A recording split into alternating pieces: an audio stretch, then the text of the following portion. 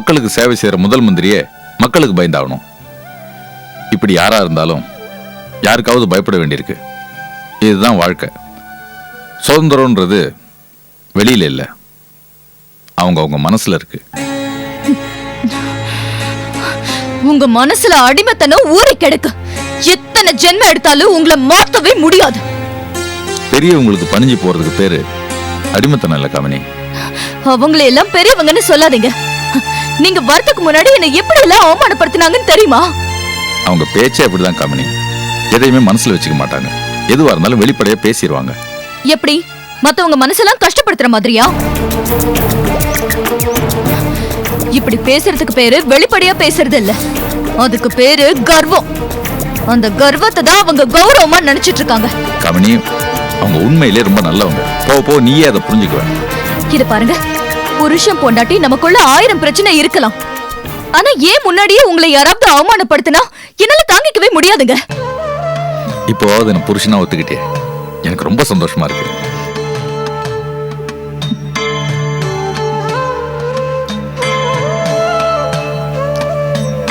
காமினி, நான் உள்ள வரலாமா? ஐயா ஐயா உள்ள வாங்க. நான் உங்ககிட்ட பேச வரல, காமினி கிட்ட பேச வந்திருக்கேன். வாங்கய்யா, உட்காருங்க.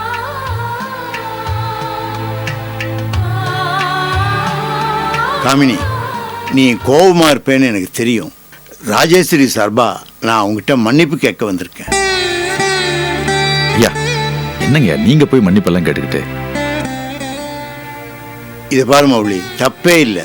சின்னவங்களோ பெரியவங்களோ தப்பு செஞ்சிட்டா உடனே மன்னிப்பு கேட்கணும். காமினி, நீ யாருன்னு தெரியாம ராஜேஸ்வரி உன் மனசு நோவு முடியா பேசிட்டா. அதனால என்னங்க, அம்மா தானே பேசினாங்க. அது உனக்கு தெரியும், காமினிக்கு தெரியுமா? காமினி வருத்தப்படும்படியா ராஜேஸ்வரி பேசியிருக்கா. எல்லாருக்கும் தன்மானம்னு ஒண்ணு இருக்கு இல்லையா? அவ வருத்தம் நியாயமானதுதான். ஐயா அதெல்லாம் காமினி மனசுல ஒண்ணும் வச்சுக்க மாட்டாயா? ராஜேஸ்வரிக்கு தெரியாம உங்களுக்கு கல்யாணம் பண்ணி வச்சுட்டல, அந்த கோபம் அவளுக்கு. என் மேல இருக்க கோபத்தை அவ உன் மேல காட்டிட்டா. அவ்வளவுதான். இதையெல்லாம் நீ மனசுல வச்சுக்காத. அவ கோபிச்சிட்டாளேங்கிறதுக்காக நீ இந்த வீட்டுக்கு வராம போயிடாத. அடிக்கடி வந்து போயிட்டு என்ன? இது உன் வீடு மாதிரி. ஐயா கேக்குறாருல, வாயை திறந்து பேச. ஏன்டா அவளை மிரட்டுற? மெதுவா அமைதியா சொல்லு, அவ பயந்துட போறா. சரிங்க.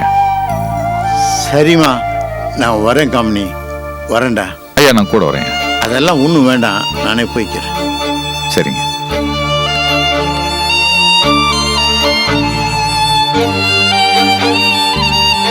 பாத்தியா கமினி, எவ்வளவு பெரிய மனுஷன் உனக்காக இறங்கி வந்து பேசுறாரு. அதுதான் எங்க ஐயாவோட மனசு. ஆமா, அவங்கள நீங்க தான் வச்சுக்கணும். இனிமேலாவது இதெல்லாம் உங்களோட வச்சுக்கோங்க. அப்புறம் நான் மனுஷியாவே இருக்க மாட்டேன்.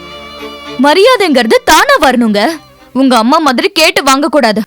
இந்த விஷயத்த அவங்களுக்கு புரிய வைங்க.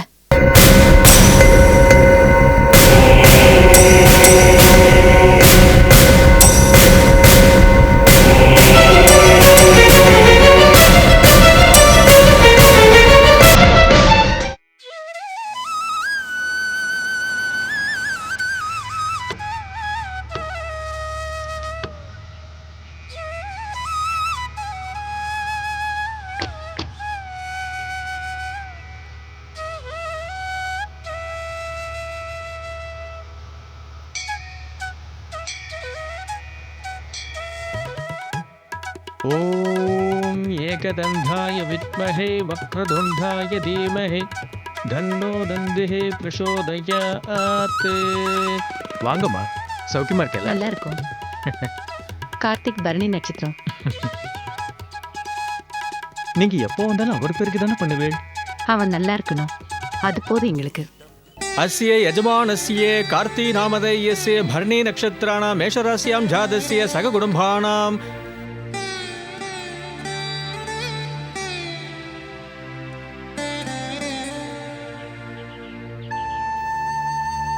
ஓம் சர்வசித்திப்பிரதாயகாய நமः கற்பூரநிராஞ்சனம் சமர்ப்பயாமி.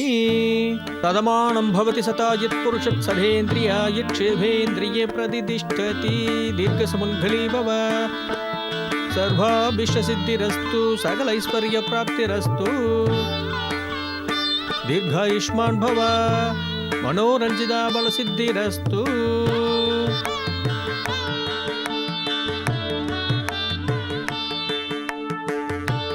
கார்த்திக், பிரகாரத்தை சுத்தி வரலாம். அம்மா நான் கார் கிட்ட வெயிட் பண்றேன், நீங்க போயிட்டு வாங்கம்மா. சரி நாம போலாமா?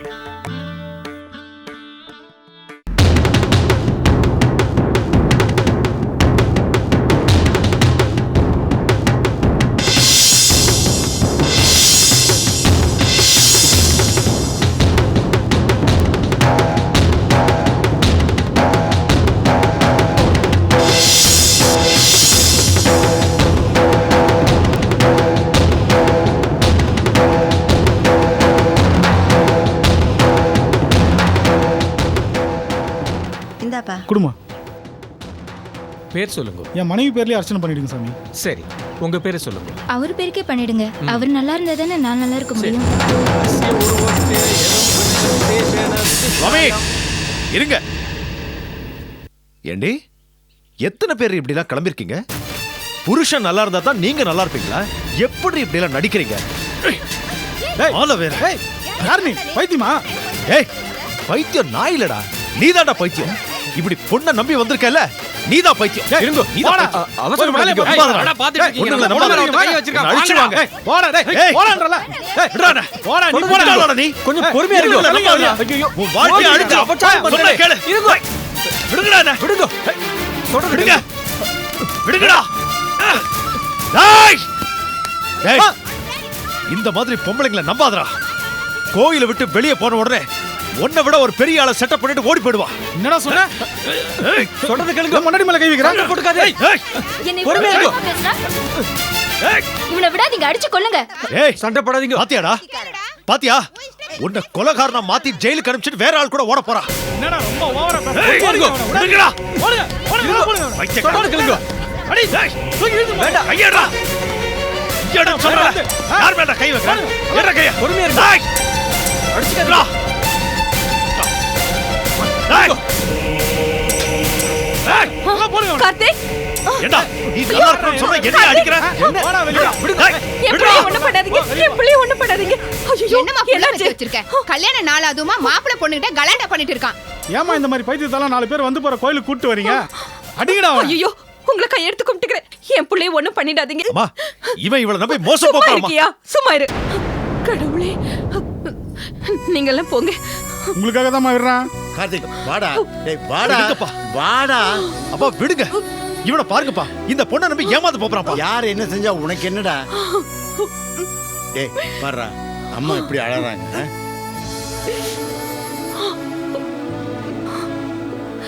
கார்த்திக், கார்ல போய் உட்காரு.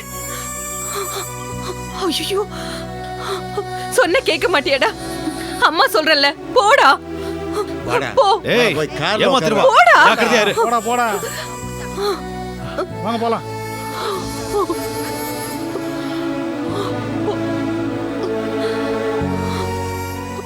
கார்த்தி ஏன் இப்படி இருக்காரு? நல்லவேளை நீங்க பக்கத்துல இருந்ததுனால சரியா போச்சு. இல்லனா விபரீதம் எல்லாம் ஆயிருக்கும்.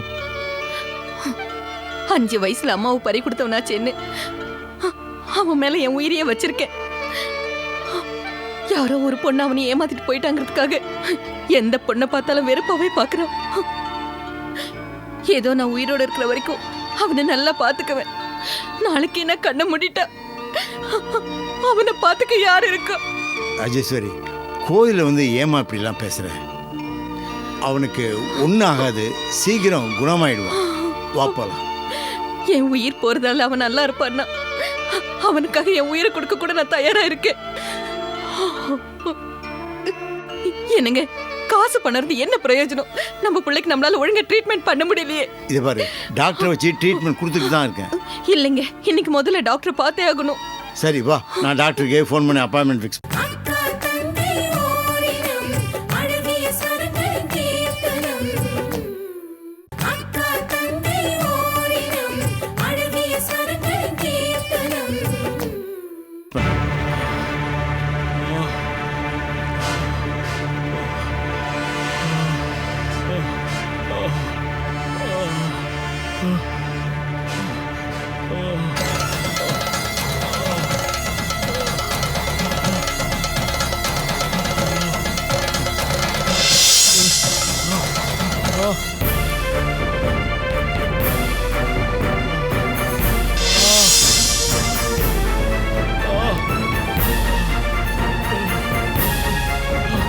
கார்த்திக் கார்த்திக்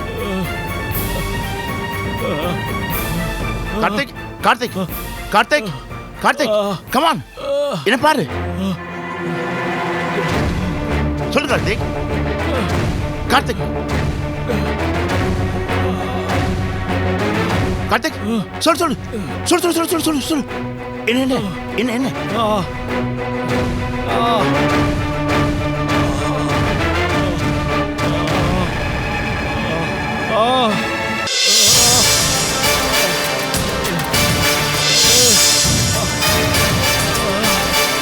சொல்லு Karthik tell me tell me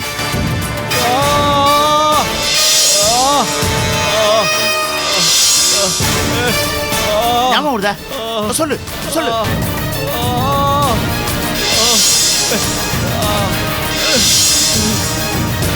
tell me சொல்லுங்க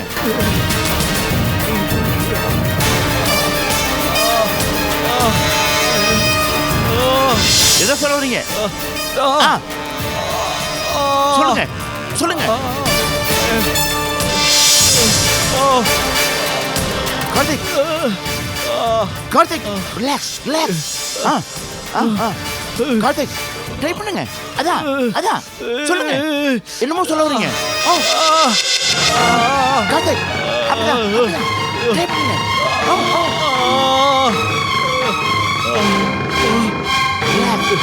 doctor relax cool down cool down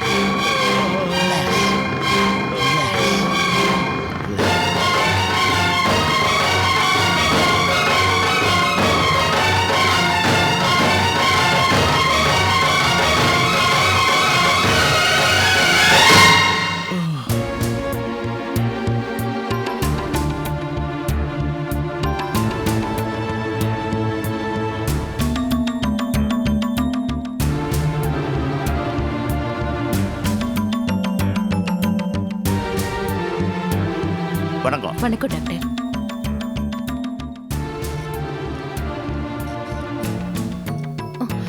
doctor என் பிள்ளைக்கு எப்படி இருக்கு?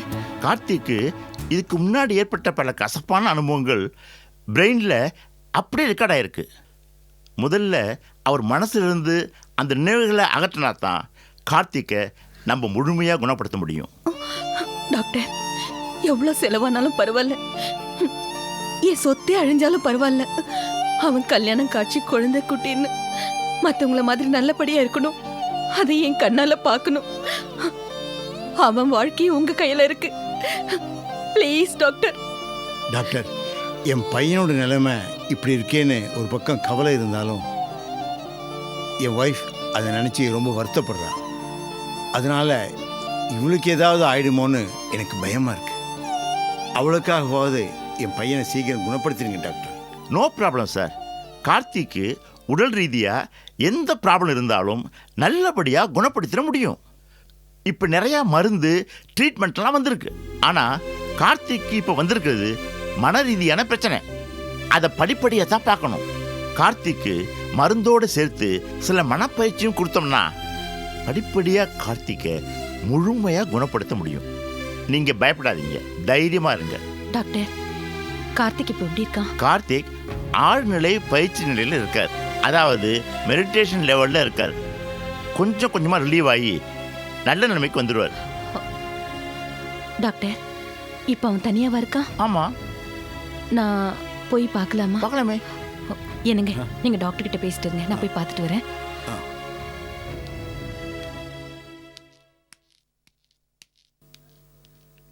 டாக்டர், கார்த்திக்கை பழைய நிலைமைக்கு கொண்டு வர நான் ஒரு ஏற்பாடு பண்ணியிருக்கேன். என்ன சார் அது? டாக்டர், கார்த்திக்கை கவனிச்சிக்க நான் ஒரு லேடியை அப்பாயின்ட் பண்ணியிருக்கேன். அவள் சகிப்புத்தன்மை உள்ளவளா, பொறுமையானவளா, ஒரு தாயா தோழியா அவன் பக்கத்திலேயே இருப்பான். கார்த்திக் தன் மனசில் உள்ளதை யார்கிட்டையும் வெளிப்படையாக சொன்னதே இல்லை. எல்லாத்தையும் மனசுக்குள்ளேயே போட்டு குழம்பிக்கிறானோன்னு எனக்கு ஒரு சந்தேகம். அதுக்காகத்தான் நான் இப்படி ஒரு ஏற்பாட்டை பண்ணியிருக்கேன் டாக்டர். என்ன சொல்றீங்க? நல்ல ஐடியா சார். அதாவது ஒரு பொண்ணால் ஏற்பட்ட மனக்காயத்தை இன்னொரு பொண்ணால் குணப்படுத்த வாய்ப்பு இருக்கு. இதுவும் ஒரு வகையான ட்ரீட்மெண்ட் தான். ட்ரை பண்ணுங்க சார். Thank you doctor. அப்போ நான் இட்ஸ் ஓகே.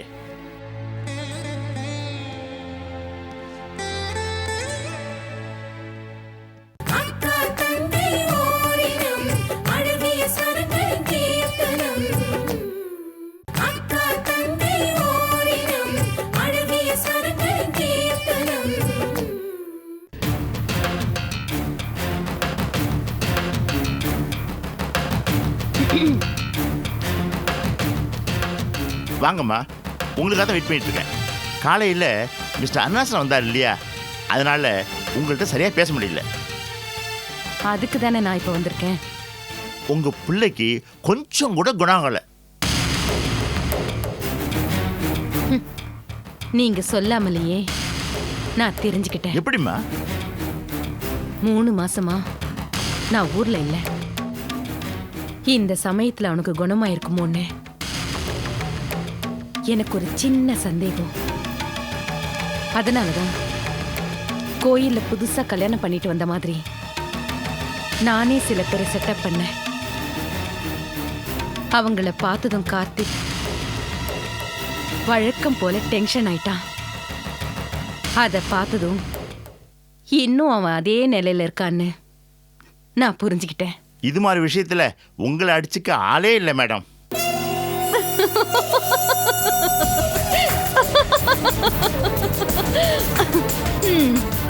மேடம், கார்த்திக்கு வர வர இந்த ஹிஸ்டியா வியாதி ரொம்ப அதிகமாயிட்டு இருக்கு. அதுதானே நான் எதிர்பார்த்தேன். அதுக்காக தானே நான் உங்களை விலை கொடுத்து வாங்கியிருக்கேன். கார்த்திகை நாம இதே கண்டிஷன்ல தான் வச்சிருக்கணும். அவன் சராசரி மனுஷனா எப்பவுமே மாறக்கூடாது. புரியுதா டாக்டர்? நீங்க இப்படி நினைக்கிறீங்க, ஆனா விஷயம் வேற மாதிரில போயிட்டு இருக்கு. என்ன சொல்றீங்க? மேடம், காலையில் நீங்கள் கார்த்திகை பார்க்க போனீங்கல்ல, அப்போ மிஸ்டர் அருணாசலம் சார் என்கிட்ட ஒரு முக்கியமான விஷயம் சொன்னார்.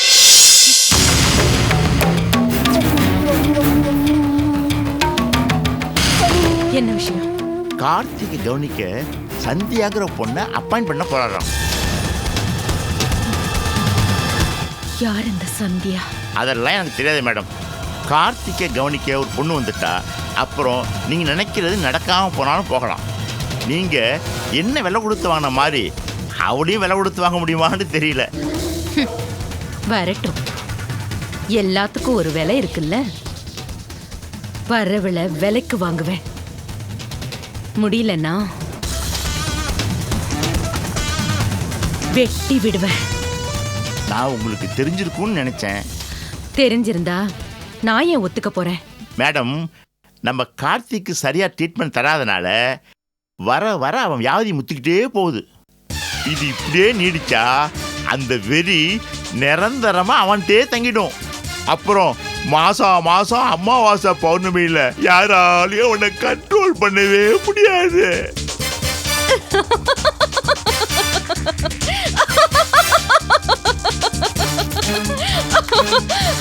Very good.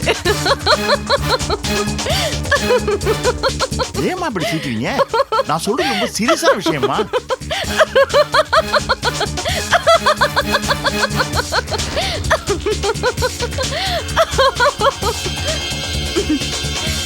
அமாவாசையும் பௌர்ணமியும் மாசத்துல ஒரு நாள் தான் வரும். அது தினமும் வந்தா எப்படி இருக்கும்னு நினைச்சேன், சிரிச்சேன். ஓகே டாக்டர், என் வீட்டுக்கு வரப்போற பொண்ண நான் பாத்துக்கிறேன். கார்த்திக்க நீங்க பாத்துக்கோங்க. அவனுக்கு பாசத்தை நான் தரேன், பாய்சனை நீங்க கொடுங்க. வில்லிய பார்த்திருக்கேன், ஆனா மகா வில்லிய இப்பதான் பாக்குறேன்.